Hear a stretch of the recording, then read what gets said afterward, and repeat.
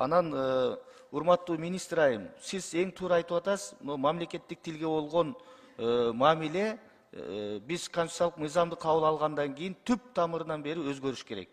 Мурдагыдай улам этап менен деген токтош керек. Мына этап менен деп жүрүп 35 жылда мамлекеттик тил эч кандай өнүгүү болгон жок. Муну моюнга алышыбыз керек да. Мына коңшу Казакстанды эле айтайлы, 1-класстан 4-класска чейин бир гана казак тилинде өтөт сабактарды. Башка тил жок. Биз ушундай нерселерге барышыбыз керек биз дагы. Эгерде тилди өнүктүрөбүз, бала бакчадан ошо башталгыч класстарда тил калыптанат.